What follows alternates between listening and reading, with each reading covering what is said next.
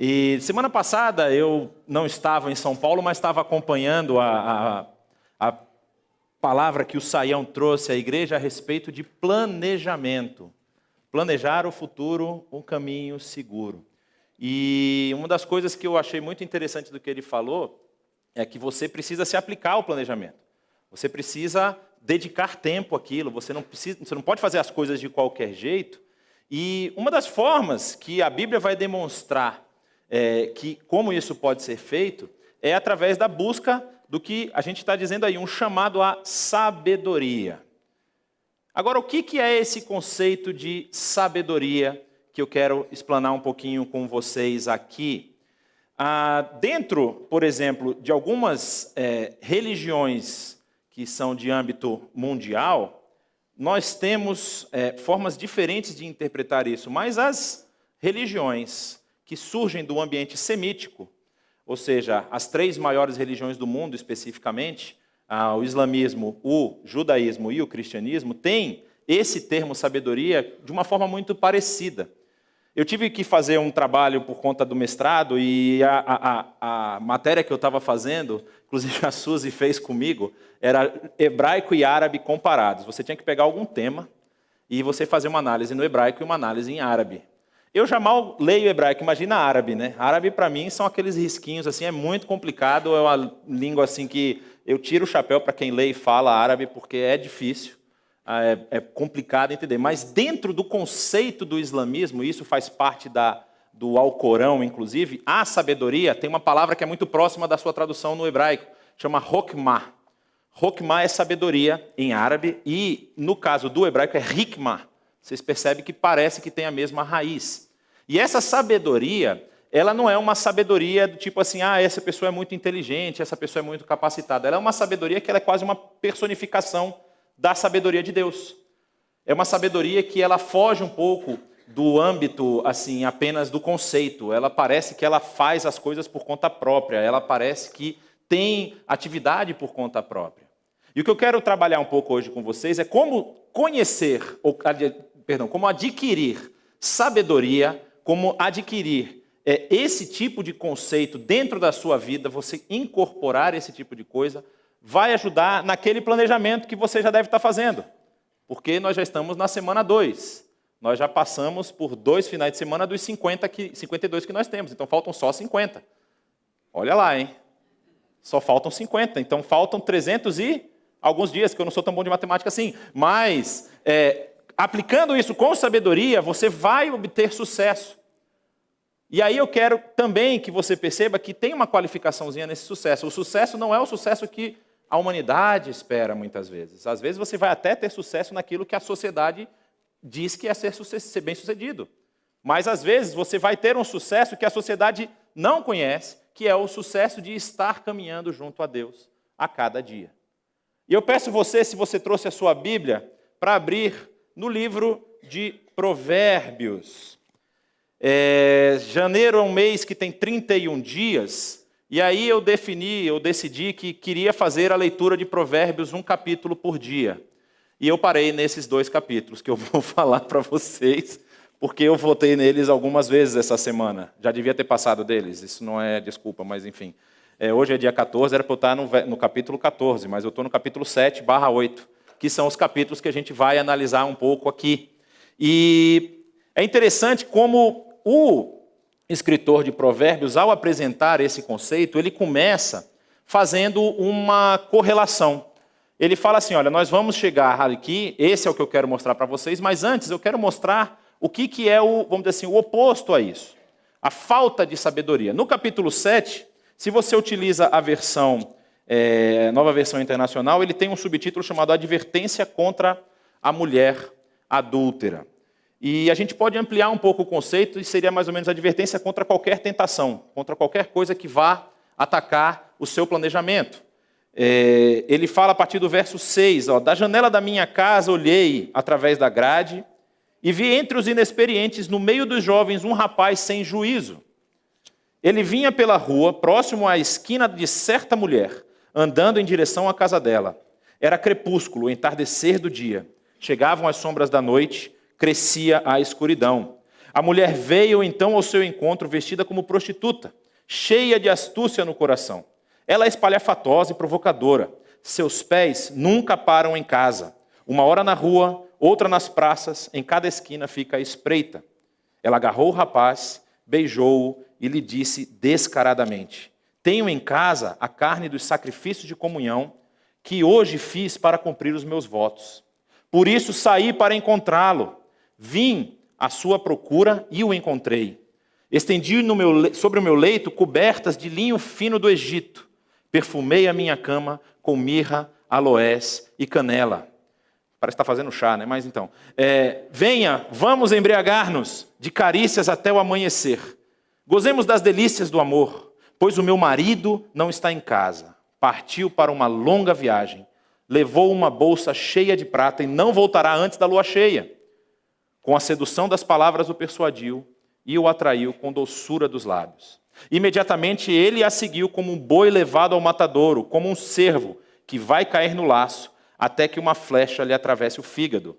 Ou como o pássaro que salta para dentro do alçapão, sem saber que isso lhe custará a vida. Então, meu filho, ouça-me, dê atenção às minhas palavras, não deixe que o seu coração se volte para os caminhos dela, nem se perca em tais veredas. Muitas foram as suas vítimas, os que matou são uma grande multidão. A casa dela é um caminho que desce para a sepultura e para as moradas da morte. Aqui ele está falando de uma questão muito clara, ele está falando sobre uma possibilidade de adultério. Mas se você for pensar, tudo que você faz, todo o seu planejamento, tudo aquilo que você almeja executar durante um período, seja aqui nos próximos 50 finais de semana, seja durante um período maior, nos seus próximos 5 anos, vai estar sujeito a sofrer ataques como esse. O Dr. Russell Shedd, ele escreveu um livro, um livrinho pequeno, não é nem tão grande, mas ele fala sobre as 3 maiores influências que você pode receber, ou seja, de onde vêm as 3 influências que podem fazer você desviar do seu caminho, do seu planejamento, que é o mundo, a carne e o diabo. Talvez nós tenhamos esse livro aí na nossa livraria, mas é um livrinho muito curto, dá para você ler rapidamente, e ele vai explicar mais ou menos como essas influências atacam o seu planejamento, como eles atacam a sua ação, como eles atacam a sua vida. E é interessante que aqui nós estamos vendo um ataque diretamente contra o corpo. A mulher o seduz com elogios, com propostas que vão atingir aquilo que a carne especificamente demanda ou tem sede, mas também pode ser uma proposta que vai atingir o seu ego, o seu, vamos dizer assim, a sua alma. É uma proposta de você se tornar talvez uma pessoa que não segue 100% a lei, tornar-se uma pessoa que não age eticamente, e em troca disso você vai ganhar status, você vai ganhar poder. Pode ser também uma proposta que vá trabalhar diretamente contra o seu espírito, quer dizer. O diabo, ele pode te oferecer alguma coisa que você desvia o seu foco daquilo que é o correto, daquilo que a palavra de Deus apresenta. E isso é um ataque diretamente contra o seu espírito. Então você precisa estar atento para que essas coisas não venham a acontecer com você e que você não desvie-se do seu caminho, que é o caminho traçado por Deus para todos nós seguirmos. A gente falou hoje aqui, a gente cantou, eu quero te servir, eu quero te obedecer. Mas para obedecer a Deus, você tem que conhecer o que Ele está mandando. E isso é muito importante. Por isso que no capítulo 8, e a gente vai acompanhar aqui, se você não trouxe a sua Bíblia agora você pode acompanhar, o escritor começa falando, olha que interessante, como eu tinha dito antes, a visão que eles têm de sabedoria é como se ela fosse uma pessoa, é como se ela agisse e tivesse vontade própria. E ele começa dizendo o seguinte, olha, a sabedoria está clamando, o discernimento ergue a sua voz. Aonde ele faz isso?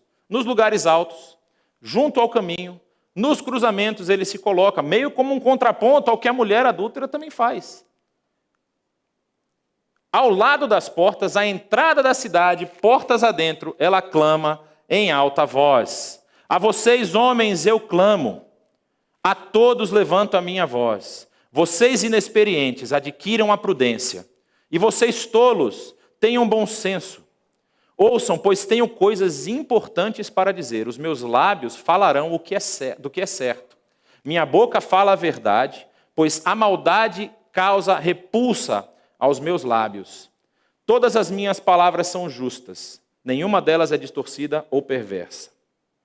Para os que têm discernimento, são todas claras e retas para os que têm conhecimento. Então, você percebe que o que o texto está querendo dizer para a gente é mais ou menos o seguinte, parece que é uma questão meio dualista aqui. Da mesma forma como você vai sofrer ataques, você vai sofrer possibilidades de desviar-se do seu caminho, você também tem o outro lado, porque a sabedoria está clamando ao seu lado. E você tem uma decisão a tomar. Você vai tomar a decisão de seguir o que a sabedoria está lhe indicando, ou de seguir o que o seu coração, a sua mente, o seu desejo está indicando. Quando nós vemos lá a questão daquele rapaz que ele não tem conhecimento, o desejo o venceu. Ele se entrega e vai com a mulher. O desejo pode tentar te fazer ver as coisas meio enuviadas, assim. Elas pode não te dar uma visão clara. E a sabedoria que vai estar ao seu lado vai ser o seu caminho de saída. Porque olha só o que o texto continua dizendo. Prefiram a minha instrução à prata e o conhecimento ao ouro puro, pois a sabedoria é mais preciosa do que rubis. Nada do que vocês possam desejar compara-se a ela. Eu, a sabedoria, moro com a prudência e tenho o conhecimento que vem do bom senso. Então, ser prudente e ter bom senso já são marcas de pessoas que têm sabedoria, de pessoas que buscam essa sabedoria, de pessoas que agem em função dessa sabedoria. Temer o Senhor é odiar o mal. Eu tenho certeza que isso já aconteceu com todo mundo que está aqui. Em algum momento na sua vida você não odiou tanto o mal assim. Aconteceu alguma coisa em que você deixou o mal, talvez não executar, não extravasar, mas formar um ninhozinho dentro de você. Aquela pessoa maravilhosa que entra de salto alto de 10 da noite no apartamento de cima, sabe? Aquele que tem cachorro, eu tenho cachorro, e o apartamento de cima também tem cachorro, de repente eu ouço os patos do cachorro correndo por tudo quanto é lado. E aí, assim, eu não tenho problema com isso, mas vai que você tem, né? Vai que você não gosta. Alguma coisa já aconteceu. E o que a gente precisa lutar contra esse desejo é justamente porque se você está deixando esse desejo crescer dentro de você, você está cometendo um dos primeiros equívocos para, vamos dizer assim, caminhar para também a sepultura, como disse o texto. Você está deixando de temer o Senhor. E temer o Senhor é algo fatal. Assim, não temer o Senhor, desculpa. Temer o Senhor lhe traz vida. Não temer o Senhor é algo fatal. Você achar que você tem alguma condição de se contrapor a Deus é o princípio da ruína. É o princípio do fim de qualquer planejamento. Achar que você é capaz de tomar as decisões por conta própria e que Deus não precisa fazer parte dessas decisões é jogar todo o planejamento por água abaixo. Por quê? O que acontece? Como eu falei, o sucesso que a Bíblia apresenta é um pouco diferente do sucesso que a sociedade apresenta. Não em todos os casos. Eu vou contar um caso daqui a pouco, que vocês vão perceber dentro do próprio texto bíblico, que uma pessoa foi muito bem sucedida, justamente porque buscou sabedoria. Mas pode acontecer de que, ao buscar essa sabedoria, você precise abrir mão do que a sociedade está apontando como sucesso. Porque você precisa se adequar ao que a sociedade está entregando e você não pode fazer isso, porque quando você faz isso, você está dando lugar ao mal. E o mal é completamente oposto ao temor ao Senhor. E ele continua, eu odeio o orgulho e a arrogância, o mau comportamento e o falar perverso. Tiago fala muito sobre a questão da língua, como a nossa língua tem uma capacidade, ele compara ao leme de um navio. Você tem um grande navio e um pedacinho de madeira que faz o navio virar para a direita e para a esquerda. Ele fala assim é a língua. Se nós não controlarmos o que nós falamos, se nós deixarmos de extravasar esse mal que faz ninho dentro da gente, nós estamos indo de encontro a esse temor ao Senhor. O meu conselho é sensato, a mim pertencem o entendimento e o poder. Por meu intermédio, os reis governam e as autoridades exercem justiça. Nós bem sabemos o que é um governo que não busca sabedoria, qual o impacto que ele pode ter numa sociedade. Eu não sei nem quando começou a crise que nós estamos vivendo no Brasil. Eu não sei quando ela vai terminar também. Mas a gente, se fosse pedir para apontar culpados, eu creio que todo mundo aqui tinha um candidato para apontar o culpado. Eu digo que o principal culpado é esse, é a falta de buscar sabedoria. Muito obrigado. É a falta de buscar esse tipo de conhecimento. O conhecimento que transforma você de dentro para fora. O conhecimento que não é simplesmente de aparência, de você mostrar que sabe, mas é você ser transformado para que o temor do Senhor haja em todas as ações que você for tomar. Pessoas que não têm esse conhecimento agem por conta própria. Acham que são intocáveis. Acham que nunca vão ser pegos. E nós temos alguns exemplos de pessoas que hoje estão encarceradas, que com certeza tinham esse tipo de comportamento. Achavam que nunca iam ser pegos, achavam que o que eles estavam fazendo estava coberto. A justiça chegou para eles. Assim como a própria palavra de Deus diz, a justiça tarda, mas ela não deixa de chegar. Porque quem estabelece essa justiça não é o desejo do ser humano, não é a vontade do ser humano, mas é o próprio Deus. E se essa justiça não alcança a pessoa ainda nessa vida, na próxima vai. Isso vocês podem ter certeza. Ele continua dizendo, também por meu intermédio, governam os nobres e todos os juízes da terra. Amo os que me amam, e quem me procura, me encontra. Você tinha uma mulher que saía pela rua, nas pessoas que passavam do lado dela, e ela lançava os seus floreios para poder conquistar. E a sabedoria está dizendo, eu faço a mesma coisa. E quem me procura, me encontra. Então não há justificativa para dizer assim, eu tentei, busquei, mas não achei. Por isso que eu sou do jeito que eu sou. Você não vai achar respaldo bíblico. Você vai achar respaldo em vários lugares da sociedade. Em vários lugares dos relacionamentos que você tem, vão dizer, não, você é assim porque você é assim.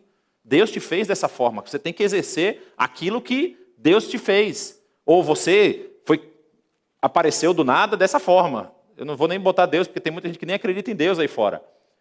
E é assim que você tem que caminhar, então você precisa exercer isso ao máximo. Não importa se o que você está fazendo está indo de encontro à palavra de Deus, está indo contrário aos ensinamentos da Bíblia. O importante é que você seja feliz e autêntico naquilo que você nasceu para ser. E aqui está dizendo, quem me procura, me encontra. Aquele que busca sabedoria vai encontrar. E essa sabedoria vai transformando aos poucos esse entendimento errado que você possui, que aquela pessoa possui. Vai transformando a vida da pessoa para que cada vez mais ela caminhe em concordância com o que o ensinamento da palavra de Deus nos diz. Comigo estão riquezas e honra, prosperidade e justiça duradouras. E é aqui que eu queria fazer o meu ponto.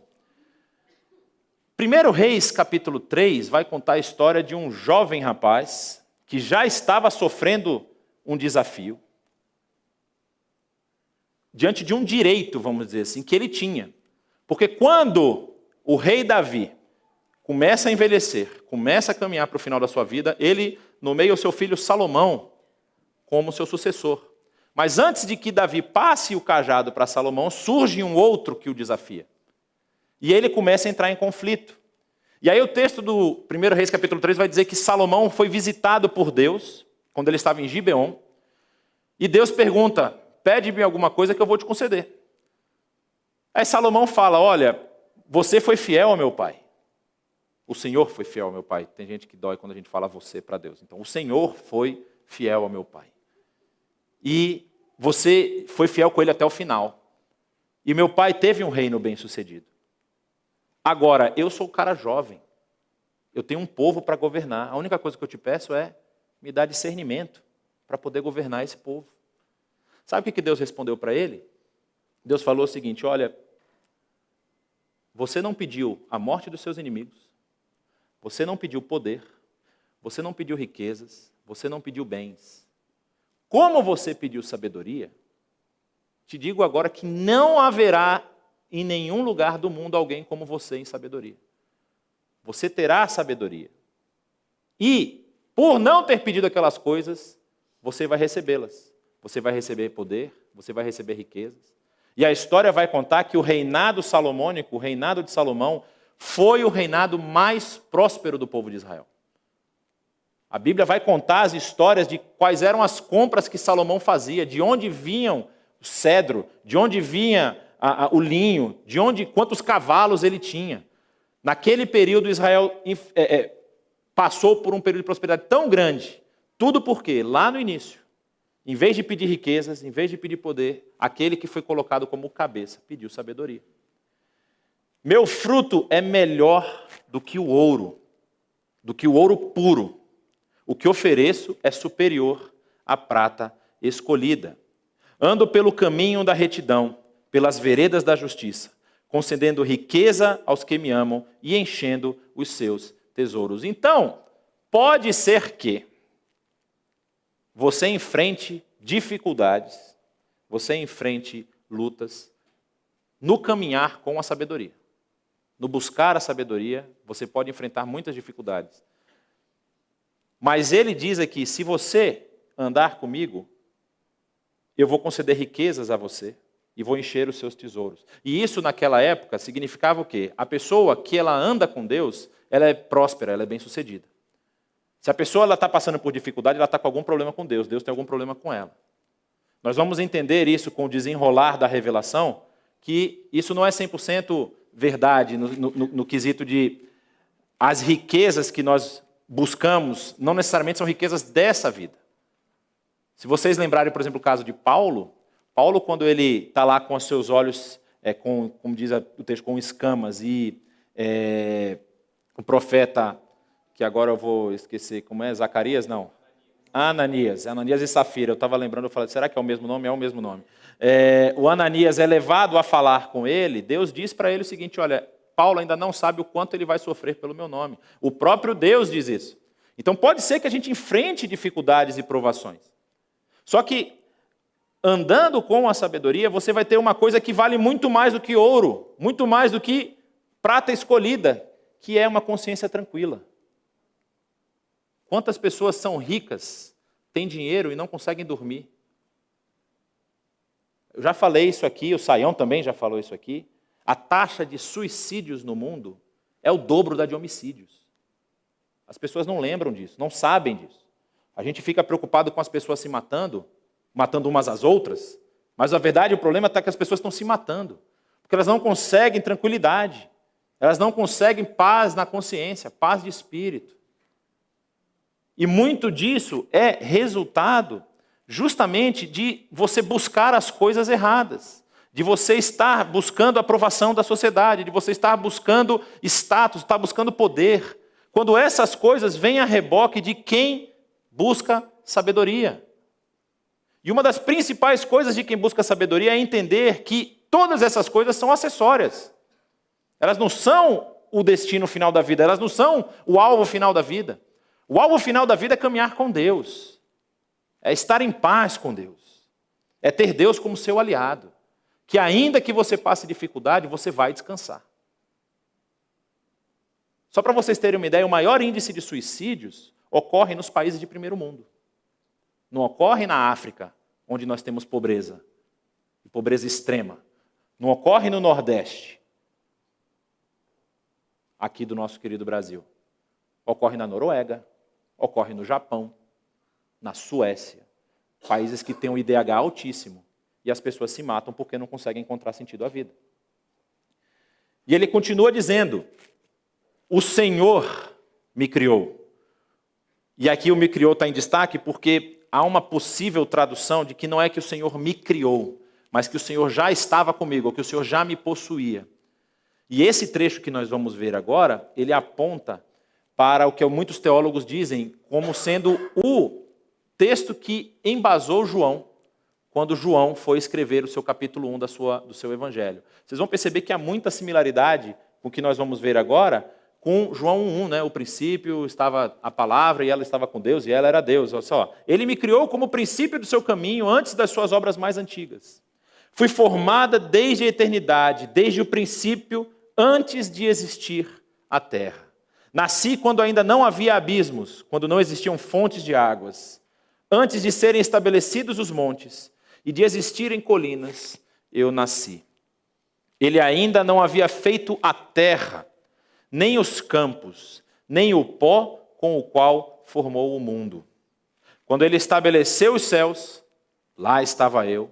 Quando traçou o horizonte sobre a superfície do abismo, quando colocou as nuvens em cima e estabeleceu as fontes do abismo, quando determinou as fronteiras do mar, para que as águas não violassem a sua ordem, quando marcou os limites dos alicerces da terra, eu estava ao seu lado e era o seu arquiteto.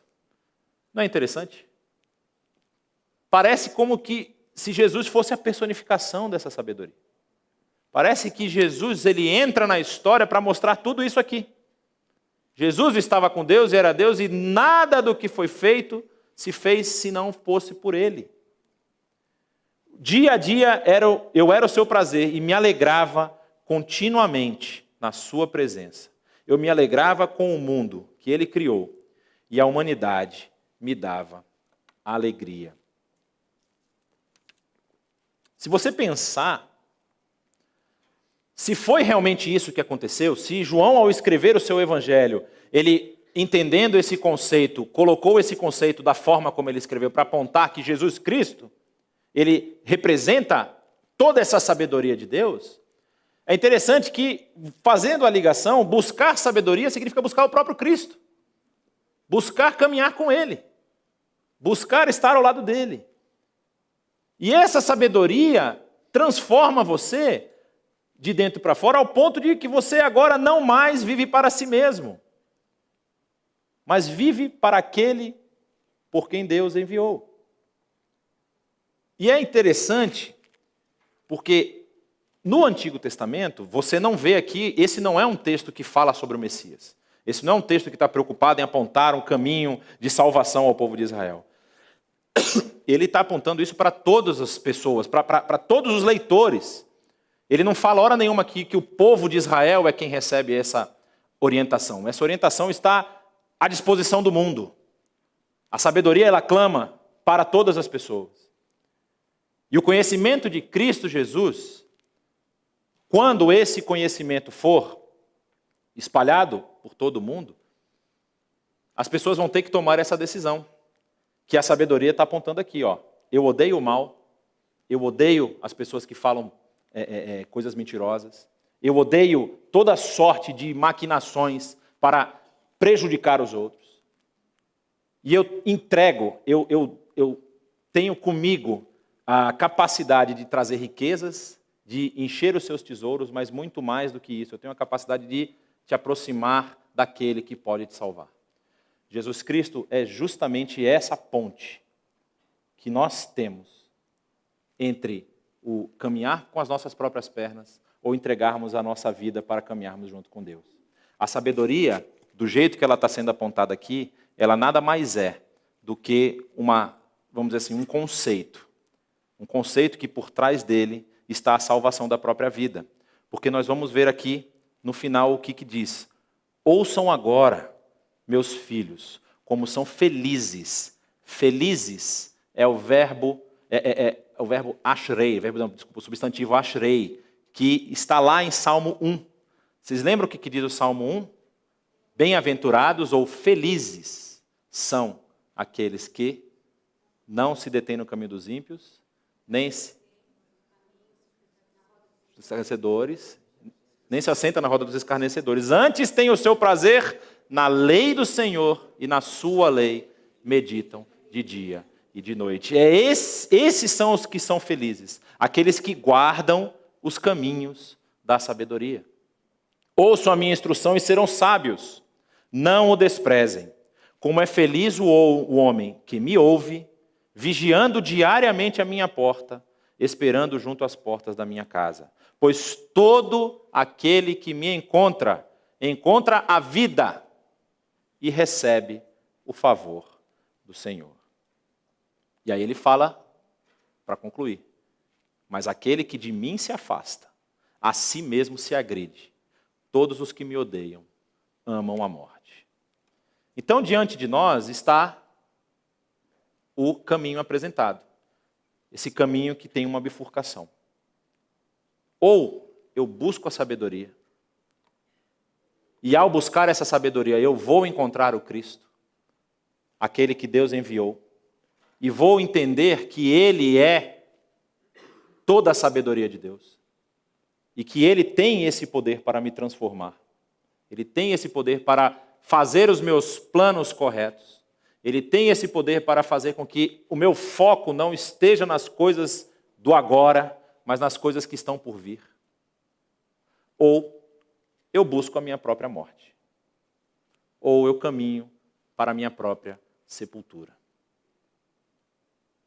Por isso, eu quero encerrar dando algumas informações importantes. Provérbios 3:7 vai dizer: não seja sábio aos seus próprios olhos, tema ao Senhor e evite o mal. Por que de novo temer ao Senhor? Porque, como diz lá no 9:10, o temor do Senhor é o princípio de toda a sabedoria. E o conhecimento do santo é entendimento. Então, se você quer adquirir conhecimento, se você quer adquirir a sabedoria, você precisa começar a temer ao Senhor. Ah, mas eu sei que Deus é um cara assim, muito, muito forte e tudo, mas Ele também diz que me ama, e Ele vai me aceitar do jeito que eu sou. Deus nos criou para andarmos com Ele. Isso está lá no Gênesis. Lá vai mostrar que Deus caminhava pelo jardim no final do dia. Deus nos criou para isso. E eu andar por conta própria me impede de caminhar com Deus. Eu querer fazer as coisas de acordo com a minha cabeça significa que eu estou desconsiderando Deus. Que eu acho que Deus, Ele é legal, Ele é gente boa, mas Ele também, assim, Ele perdoa tudo, está tudo de boa, está tudo beleza. Não é bem assim. Ele deixou para a gente um manual gigantesco. Tem muita coisa aqui. E a gente precisa conhecer isso aqui para poder caminhar com Ele. Qualquer planejamento que não partiu desse conhecimento está fadado ao fracasso.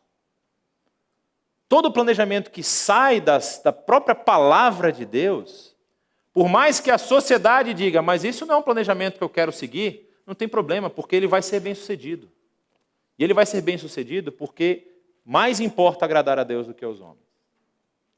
E para terminar, você pode estar perguntando, mas como é que eu adquiro essa sabedoria? O que eu tenho que fazer? Se algum de vocês tem falta de sabedoria, peça a Deus, que a todos dá livremente, de boa vontade, e lhe será concedida. Você tem oportunidades. Você tem oportunidade de escolher executar uma ação no seu trabalho, e essa ação vai lhe tomar mais tempo, vai diminuir o tempo que você tem com a sua família. Ou, de repente, você abrir mão disso para estar mais próximo com a sua família, dedicar mais tempo à palavra de Deus, dedicar mais tempo ao conhecimento de Deus. São opções que a gente tem todo dia. Você tem a oportunidade de, diante de uma situação correta e incorreta, escolher o caminho correto.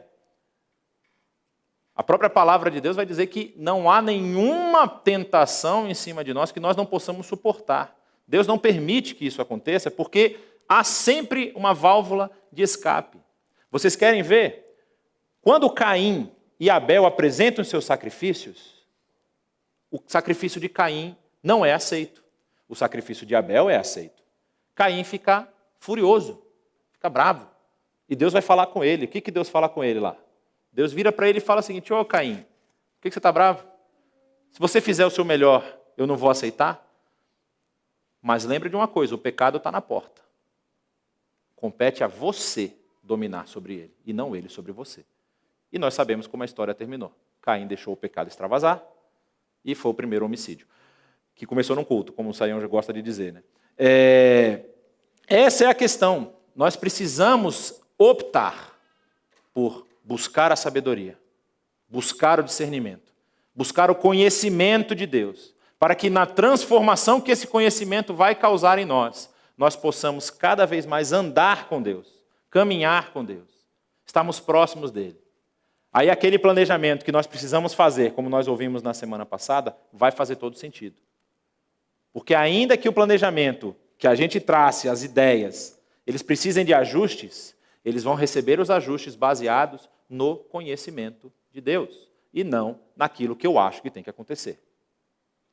E que Deus nos abençoe, que você aplique esse ano, você se aplique a estar mais próximo dele, se aplique a buscar mais a sua palavra, a buscar ter comunhão com Deus, a buscar influenciar aqueles que estão ao seu redor e ser influenciados por ele, de uma forma a ter a palavra de Deus como seu esteio, de ter o ensinamento de Deus como aquilo que você deve ter ao seu lado. Se vocês perceberam, no finalzinho aqui ele diz, como é feliz o homem que me ouve, vigiando diariamente a minha porta, esperando junto às portas da minha casa. Que você esteja cada dia buscando a Deus. Que você coloque isso como prioridade do seu dia. Hoje eu quero estar mais próximo de Deus do que eu estive ontem. E quando as dificuldades vierem, quando você for abalado lá no seu interior, quando alguma coisa aparecer para você que você está quase para explodir, peça sabedoria a Deus. Peça misericórdia a Deus. Peça que pela misericórdia dele ele te entregue sabedoria. E você vai conseguir enfrentar as dificuldades. Você vai conseguir sair da situação onde você está.